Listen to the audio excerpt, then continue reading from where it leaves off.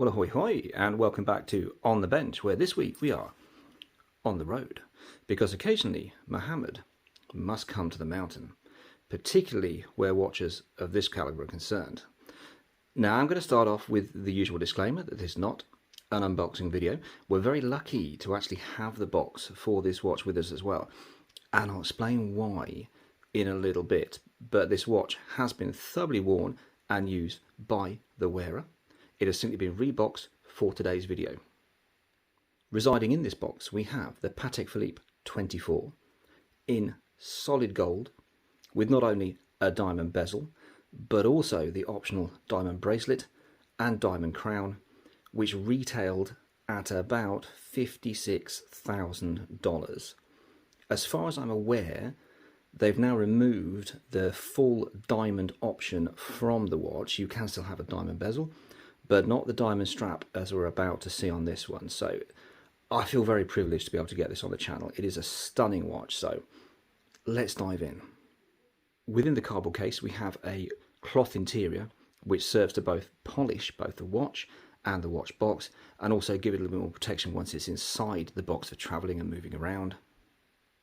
And inside the polishing cloth shroud, this beautiful veneered inlaid wooden box with a silvered catch at the front and the Patek Philippe emblem just sitting on top of the box. And now we're out of the box. Let's take a look at this absolutely stunning piece. The face, while it may look black in the video and in a lot of the photographs that you'll see of this watch, it is actually a very dark chocolatey sunburst brown colour, which really sits well with this slightly rose gold case and matching bracelet. The numerals are applied gold with painted interiors. We have the Patek Philippe logo at the top and a date complication down at the bottom. In terms of its size, it is a relatively large watch. It is obviously marketed as a ladies' watch, but at 36mm, you know what? It is actually large enough for a gentleman to pull off, certainly in terms of the size. The style, possibly not, but the size is perfectly wearable for a gentleman as a dress watch, I would say, though it would not be my first choice. And speaking of the sizing, just imagine this watch, bearing in mind I said it's about $56,000 retail price, and that's if you can actually get hold of one. If you were to have this resized down a few notches and take maybe, 3, 4, 5 links out of it, you'd have enough gold and diamonds to make a 2, 3, maybe even higher $1,000 solid gold signet ring with diamond applique. Just absolutely stunning. Moving to the bezel, we have 160 small diamonds arrayed around the bezel, which comes to about 0.77 carats. When you take the bracelet into consideration as well, that knocks it up into the region of about 1.88 carats of diamonds that have been applied to the watch. And these are all factory applied, by the way. This isn't aftermarket bling icing. It's an option that's available with the watch, and it even has diamonds inserted into the crown. The case is solid gold, as is the winding crown. It has a standing winding mechanism.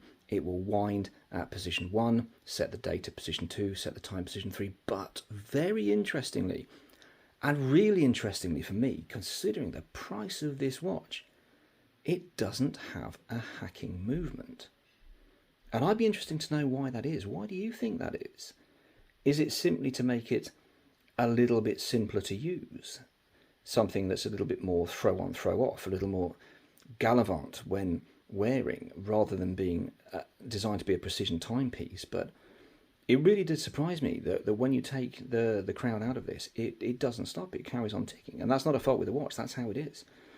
Interesting. Let me know your thoughts in the comments as to why it's been designed like that. The strap, as I've said, is solid gold with the diamond studding continuing down the sides. As you can see, even though I polished this just before I picked it up, one problem you have with any shiny bit of metal, be it a ring or even things like your phone screen, they are absolute fingerprint magnets. So I apologise. And you will see as well that this is very much a daily wearer for the owner. Hence the little micro scratches you've got here and there about on the watch. They do wear this very often. It's a beautifully constructed strap. It's a fold-over or butterfly clasp that you have to seal the watch, on top of which, again, the standard Patek Philippe emblem, just beautifully executed. Underneath we have a sapphire crystal caseback, which matches the sapphire crystal at the front, and let's be fair, you wouldn't expect anything else in a watch of this calibre. Powering the movement, we have a great view here of the 324 SC self-winding movement. They call it self-winding. It's automatic in anyone else's language, but they're happy to call it self-winding, so am I. The 324 SC features 29 joules, a 35 to 45-ish power reserve, depending on how much you've got in there, with, of course, a 21 carat solid gold winding rotor. And altogether, the watch beats at a fairly standard 28,800 beats an hour, or 40 hertz, as you'd expect in most standard Swiss watches. Actually, it's not a high beat watch, but just an incredibly pretty movement that we have in the back there. And there we have it, the Patek Philippe 24 in gold and diamonds.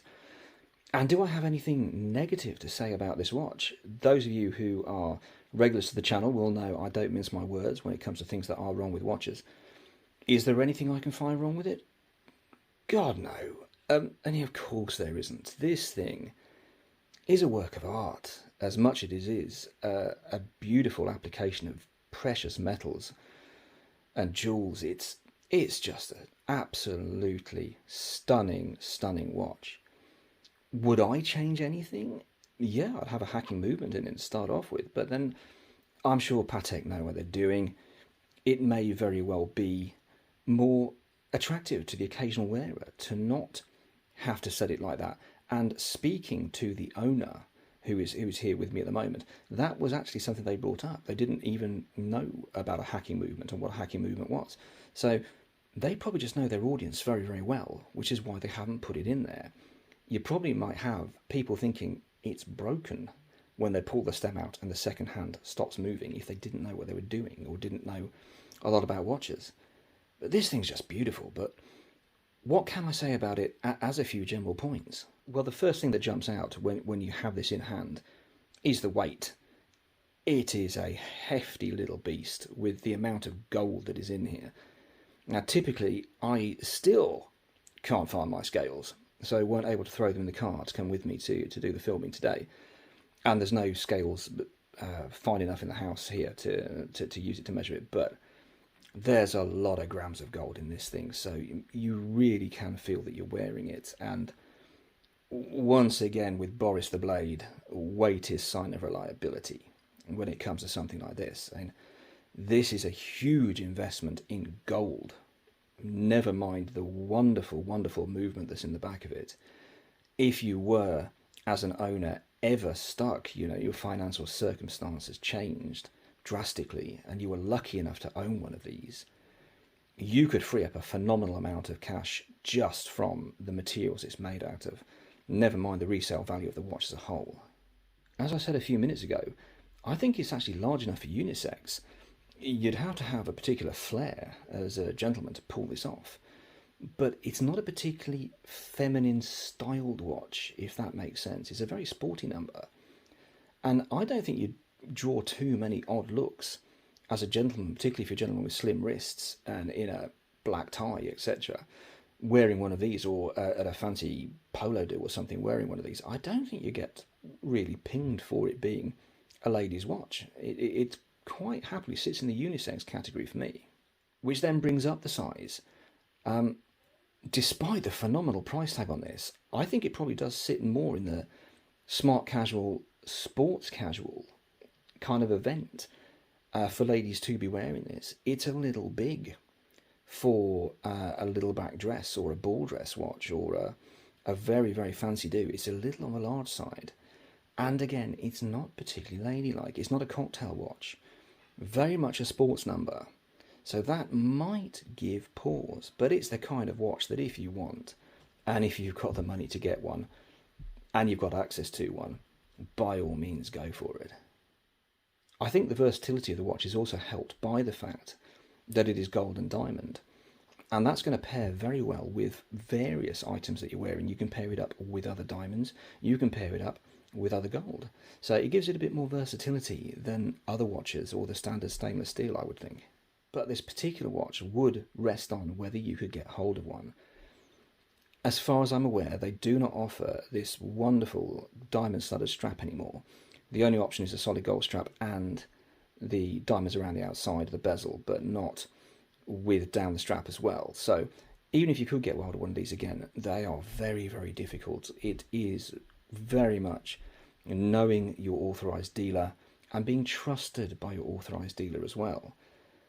You may notice there were no papers that I showed you with this particular watch. Now, had there been, I wouldn't have displayed them anyway, certainly not in any readable form, just to prevent theft, really, and fraud. But this is one of those watches where the papers are being kept by the jeweller authorised dealer it came from. Now, there's a couple of reasons that they do this, and it is something that some insist on. It's not a case of would you like, it's a case of we will look after them for you.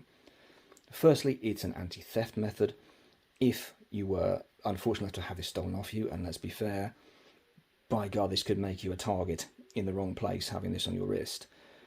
If it then crops up for resale without the papers, and you were able to then log it with the jeweller as stolen, if it was then found for resale without the papers but the serial number, they'd be able to infer that it was stolen.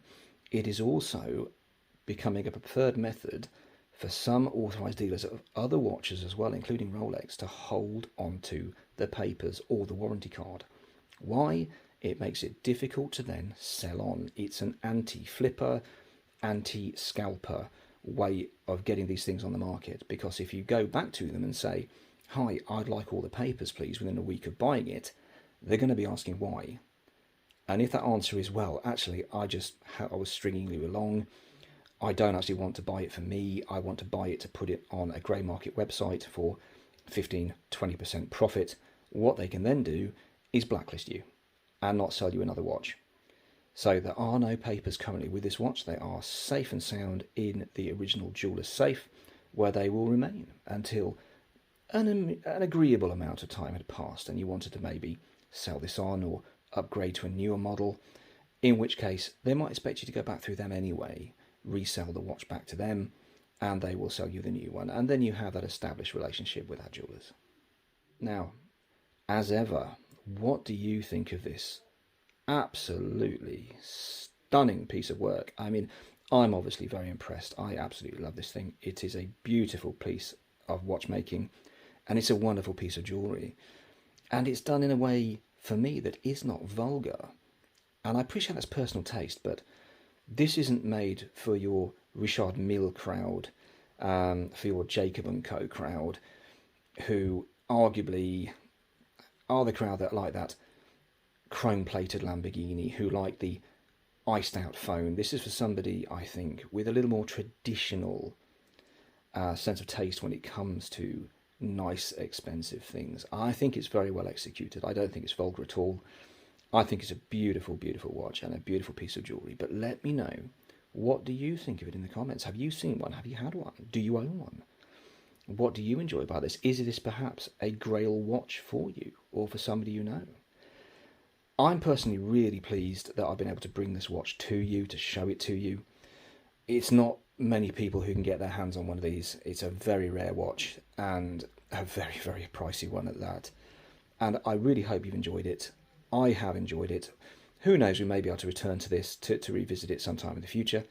And if so, we may well do. But for the moment, as ever, I've been Jim. Do take care.